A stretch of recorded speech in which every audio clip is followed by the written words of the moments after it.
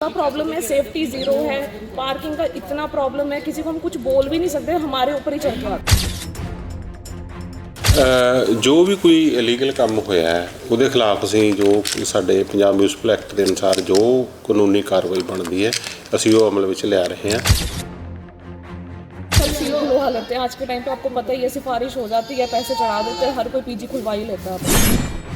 ਉਹ ਜੇ ਕੋਈ ਵਾਇਲੇਸ਼ਨ ਹੈਗੀ ਆ, ਵਾਇਲੇਸ਼ਨ ਇੱਕ ਹੈਗੀ ਕੰਪਾਊਂਡੇਬਲ, ਇੱਕ ਨਾਨ ਕੰਪਾਊਂਡੇਬਲ ਵਾਇਲੇਸ਼ਨ ਹੈ ਜਿਹੜੀ ਉਹਨੂੰ ਅਸੀਂ ਗਿਰਾਵਾਂਗੇ। कि अगर मैं कहूँ ना कि अगर इतना स्ट्रिक्टली कोई कुछ करे तो मैं कहती हूँ एक भी पीजी यहाँ खड़ा ना हो। अब आप पीछे ही देख लो, एक ये पीजी है, ये तो बना ही हुआ है। अब साथ में अगर कुछ स्ट्रिक्टनेस हो तो ये क्यों बने?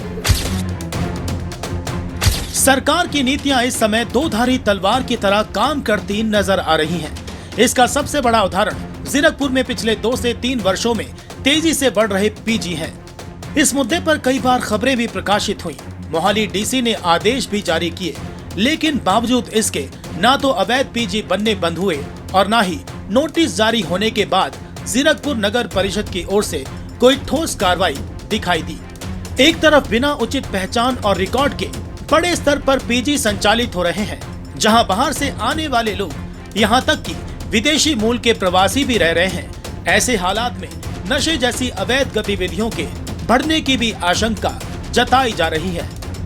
वहीं दूसरी तरफ अब स्थानीय परिवारों और सामान्य किराएदारों पर भी पुलिस वेरिफिकेशन के नियम सख्ती से लागू किए जा रहे हैं, जो कानून व्यवस्था के लिए जरूरी भी हैं।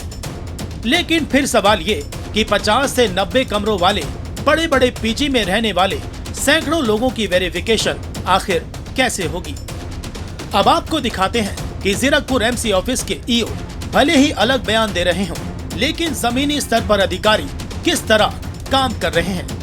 कुल मिलाकर ये व्यवस्था आम आदमी के लिए दो-धारी तलवार साबित होती नजर आ रही है, जिसके परिणाम आने वाले समय में साफ दिखाई दे सकते हैं। का प्रॉब्लम है, सेफ्टी ज़ीरो है, पार्किंग का इतना प्रॉब्लम है, किसी को हम कुछ बोल भी नहीं सकते, हमारे ऊपर ही चल के आते हैं। बट पीछे तो डीसी मैडम ने बिल्कुल सख्ताई से आदेश दिए थे कि ये सब पीजी पे कार्रवाई होनी चाहिए। कुछ पीजी सील भी हुए थे, उसके बाद फिर से बनने लगे। मैम सब सीरो लो हालत है आज के टाइम पे, आपको पता ही है, सिफारिश हो जाती है, पैसे चढ़ा देते हैं, हर कोई पीजी खुलवा ही लेता है। तो मतलब जो मान सरकार की जीरो भ्रष्टाचार पॉलिसी है वो कहीं ना कहीं बिल्कुल फेल होती नजर आ रही है। मुझे लगता है बिल्कुल फेल ही है। कि अगर मैं कहूँ ना कि अगर इतना स्ट्रिक्टली कोई कुछ करे तो मैं कहती हूँ एक भी पीजी यहाँ खड़ा ना हो।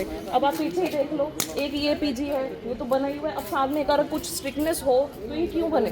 आप खुद ही बताओ। बिल्कुल ये बिल्कुल भी नहीं बनना चाहिए। इस हिसाब से स्टार्टिंग में 2-3 पीजीज हैं, अगर किसी के पास पार्किंग भी है, उनकी फिर भी गाड़ियाँ यहाँ आके खड़ी होती हैं हमारे घर के सामने। 2-3 बार ये हमारा यहाँ घर के बाहर भी नुकसान किया है। हम किसी को नहीं बोलते, अब क्या इस चीज़ों के पीछे हम लड़े? हम भी रोज़ रोज़ सोच के ये सब चीज़ें देख के हम खुद पागल हो चुके हैं, सही बताओ तो। बिल्कुल ਜੋ ਵੀ ਕੋਈ ਇਲੀਗਲ ਕੰਮ ਹੋਇਆ ਹੈ ਉਹਦੇ ਖਿਲਾਫ ਅਸੀਂ ਜੋ ਸਾਡੇ ਪੰਜਾਬ ਮਿਊਨਿਸਪਲ ਐਕਟ ਦੇ ਅਨੁਸਾਰ ਜੋ ਕਾਨੂੰਨੀ ਕਾਰਵਾਈ ਬਣਦੀ ਹੈ ਅਸੀਂ ਉਹ ਅਮਲ ਵਿੱਚ ਲਿਆ ਰਹੇ ਹਾਂ। ਜਿਹੜਾ ਵੀ ਕੋਈ ਐਸਾ ਨਕਸ਼ੇ ਦੇ ਉਲਟ ਬਿਲਡਿੰਗ ਬਣੀ ਹੈ ਜਾਂ ਬਿਨਾਂ ਨਕਸ਼ੇ ਤੋਂ ਬਣੀ ਹੈਗੀ ਹੈ, ਅਪਰੂਵ ਕਿਰਾਏ ਤੋਂ ਬਣੀ ਹੈਗੀ ਹੈ, ਤੇ ਉਹਦੇ ਖਿਲਾਫ ਜਿਹੜੀ ਪੰਜਾਬ ਮਿਊਨਿਸਪਲ ਐਕਟ ਅਨੁਸਾਰ ਜੋ ਬਣਦੀ ਕਾਰਵਾਈ ਹੈ ਉਹਨਾਂ ਨੂੰ ਉਹਦਾ ਅਸੀਂ ਅਮਲ ਵਿੱਚ ਲਿਆ ਰਹੇ ਹਾਂ। ਨਹੀਂ ਜੀ, ਨਹੀਂ ਕਾਗਜ਼ਾਂ ਤੱਕ ਕਿਉਂ ਰਹੇਗੀ ਸੀਮਤ? ਕਾਗਜ਼ਾਂ ਤੱਕ ਨਹੀਂ ਰਹਿੰਦੀ ਸੀਮਤ। ਇਹਦਾ ਜ਼ਮੀਨੀ ਉਹਦੇ ਤੇ ਵੀ ਆਏਗੀ। ਜੋ ਵੀ ਹੋਏਗਾ ਆਪਣਾ ਜੋ ਜੇ ਕੋਈ ਵਾਇਲੇਸ਼ਨ ਹੈਗੀ ਆ, ਵਾਇਲੇਸ਼ਨ ਇੱਕ ਹੈਗੀ ਕੰਪਾਊਂਡੇਬਲ, ਇੱਕ ਨਾਨ ਕੰਪਾਊਂਡੇਬਲ ਵਾਇਲੇਸ਼ਨ ਹੈ ਜਿਹੜੀ ਉਹਨੂੰ ਅਸੀਂ ਗਿਰਾਵਾਂਗੇ। ਜਿਹੜੀ ਕੰਪਾਊਂਡੇਬਲ ਹੈ ਉਹਦਾ ਜੋ ਕਾਨੂੰਨ ਅਨੁਸਾਰ, ਜੋ ਰੂਲਾਂ ਅਨੁਸਾਰ ਜੋ ਫੀਸਾਂ ਬਣਦੀਆਂ ਨੇ ਉਹਨਾਂ ਦੇ